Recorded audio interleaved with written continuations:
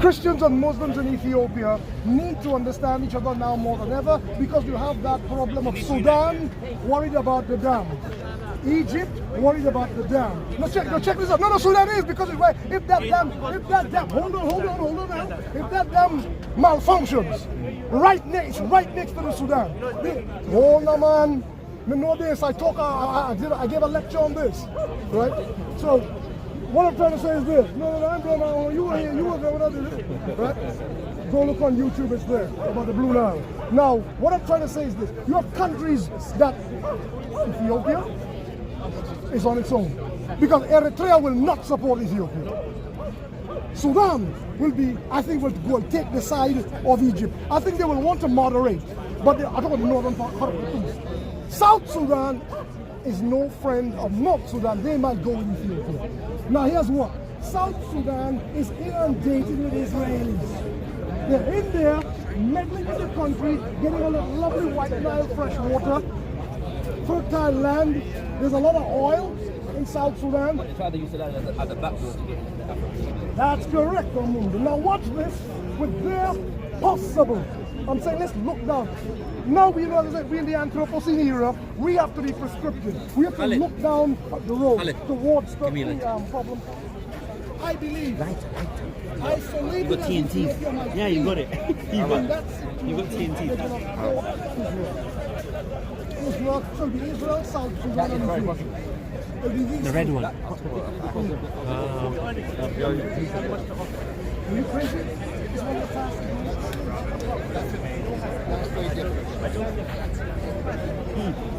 Thanks, bro. Got it, yeah. So you think every landlocked country, you think Uganda? In that region, Ethiopia I want to talk about it. Listen, being landlocked is no. What, you know how many countries are landlocked and are doing fine? So yeah, but Rwanda is considered a success story. I have my reservations about what they're doing in the Eastern Congo, but that's another story for another day. I do with Paul Kagame and what is it? Well, his wife and I fell out already. So. his wife is not yet ex-wife. You just said that on camera. I want to come right into the camera, sorry. Right, people, you heard it here first. Yeah, so I think that with the Ethiopian situation, I go back into history and look at the history of the jihads and crusades. I look at the history of the people who came from South. Huh? You know I did it. Maybe they didn't see it, but I know you saw it.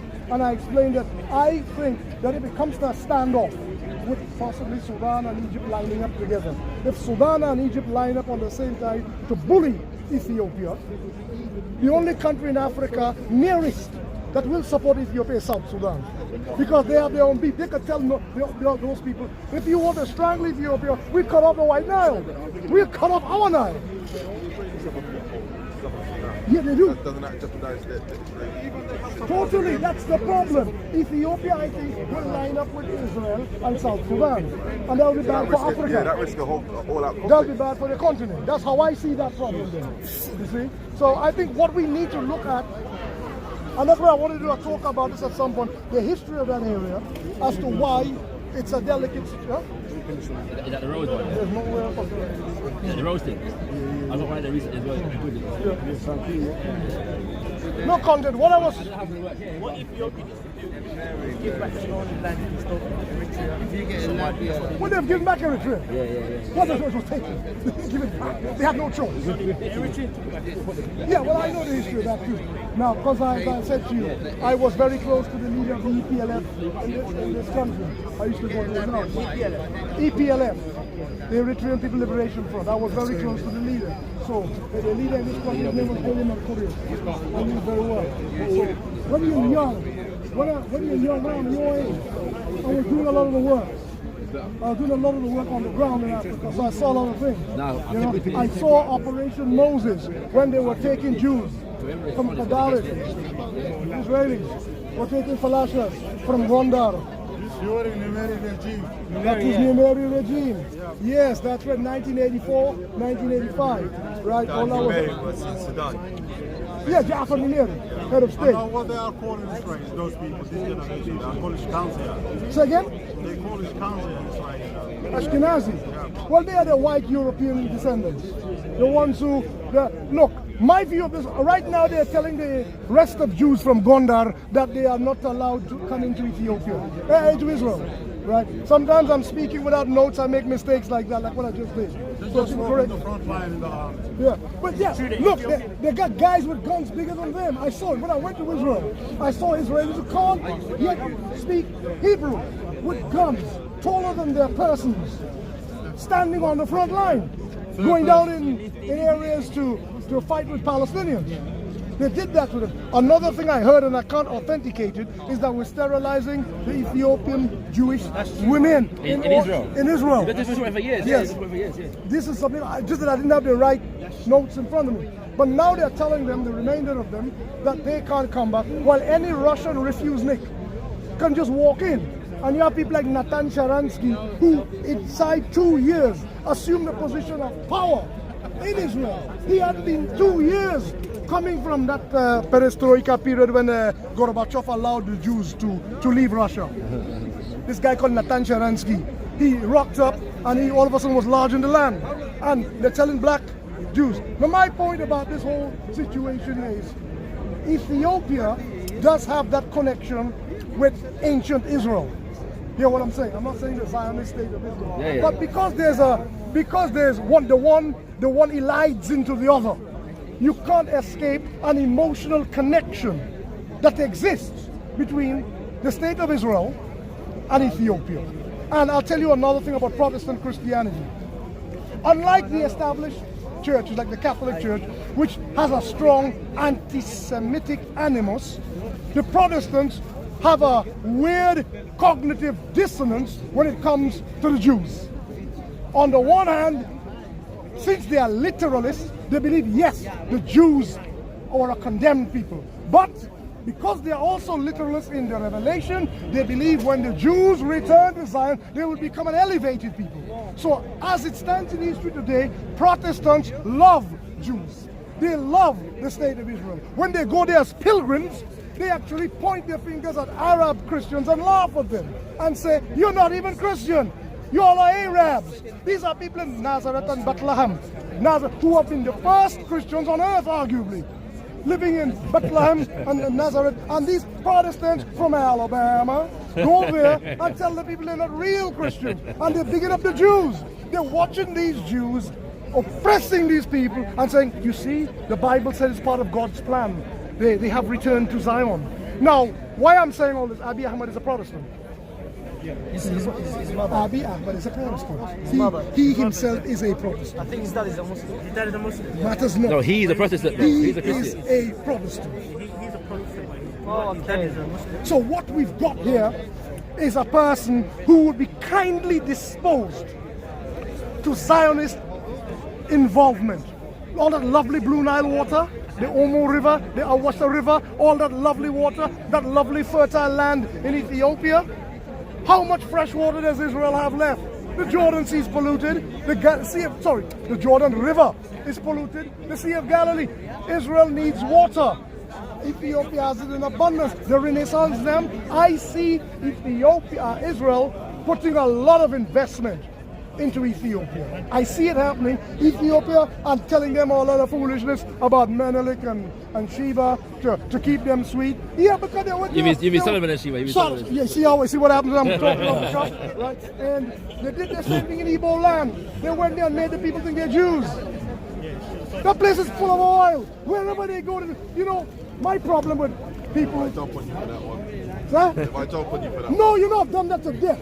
The Hebrews are not, the black Hebrews are there. We did that to death. Because the ones in America tell them they're not even Hebrews. Them TPS, what do you call it? They tell them they're not even Hebrews. But my point about this is, I know telling black people that they are Hebraic has an agenda. It's about money. I want your oil. I want your... Look at all those rivers state, all those fresh rivers in Nigeria.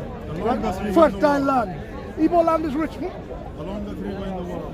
Well, the Nile one, yeah. Well, the Blue Nile is there. I know that there is a, so when you're taking us, I like what you did there, you brought me back on the subject. And that's a good thing. Because, you know, I'll stay out there. You know? So I think, if you understand the history of Ethiopia, the history of Ethiopia is one where, as I said the last time, the historian Edward Gibbon says, encompassed by her enemies on all sides, the Ethiopians slept for 1,000 years, forgetful of the world, by whom they were forgotten. Right? That determined those high mountains, and I know sometimes you don't like me to say this, writing, literacy, right? When the people know who they are, because I can point to a book called the Tabernagas and say, I descend from kings, not only, how does that, the Marks and Spencer advert go? Not just any king, King Solomon. I descend from the wisest king on earth. Of course, how Ahmad Gurai going to defeat somebody like that? I'm being troublesome now. Yeah, I know you are. Ahmad Gurai. Like that. The man them know themselves. Ask yourself why they kids. You know some mountains as well. Let me tell you, the Somali, not the Somali, the Kushites as we call them, they did not understand mountain warfare. Those people knew the Ethiopians knew their mountains. That's They didn't know uncle. mountain It's warfare. debatable. I have to get a couple of my uncles to debate you about that. Mountain warfare? Listen, I the don't know. Ethiopians understood how. You can't tell us someone they about knew the warfare, man. land. Uncle. Listen, You're trying to tell about. You're trying to tell us you about guys, warfare. You guys are Come flatland. on, come No, you're on a now. flatlander. Come on, we're different, man. See, the sea, the mountains, the lands. Come on, man. Anywhere. London, the roads. Come on, man. Come on. You can't tell Somalis about warfare, Listen, uncle. the bottom Behave of the yourself. Ethiopia Sorry, is right. uncle. The I Somalis got. are bad. Listen, They're bad. Come on. Listen. Come on, you can't deny that, man. It was- You ain't watched Black Hawk Down? It was You ain't watched that the film? Portuguese. Go on, Shaka. What's your favourite Somali Hold on, film? guys, listen to this. What's your favourite Somali film? No, let's get back to Black Hawk Down, fam. Come on, uncle. That one down. Nah, man. But it's real life, though. But it's real life. And that was a Hollywood movie. Charlie, don't be hating. Come on, man. Somalia is the only African nation to completely defeat a modern day US army. Come on. Fact. We make man. Come You on. burned down the whole of Ethiopia to Aksum. Charlie, The Portuguese the guy love them Let ones. me just say this for the camera. Let me say it for the camera. The Portuguese intervention that actually stopped the Cushitic advance throughout. They reached as far as Aksum. And they were going to take the whole country, and then Ahmad Gurai was killed. That's what stopped it. So really, they'll get back up. They don't eat nice. I know this, right? But I am Ask intrigued. yourself why they eat raw meat. You know why? Because when they used to see the enemy coming, the smoke, you know what you cook your Oh, that what it is? That reason? Because I know royal kings love to eat it. No, yeah. When they Kings consider it to be their when thing, they you were know? eating smoke and that, the enemy will see them. We see it. The enemy will see them. I see. But anyway, the point is, I am interested in that history, and we need to understand the situation today. We need to get a grasp of that history. To be serious for a moment, yes, it's a rugged terrain, but it's people who know themselves, who have a sense of their place in history, and that's what the Abyssinians or the Ethiopians had, and that's why they were able to say, look. Whereas in West Africa, you come to a people and you have literacy, and they say, oh, this is a very good thing, I will take your religion with it. In Ethiopia, they had literacy. The Muslims really didn't have anything to give them, and that is the truth. They have nothing really to offer them that they didn't have. And that is why I think, of all, because a girl last time I was doing my talk, the girl who stood behind me, she was waiting to interrupt. And then when she did interrupt, because she kept talking until I allowed her to interrupt, she said, the reason Ethiopia remained the only unconquered African country was because of Christianity. And I said to her, yes, because I don't want to keep talking to her. But I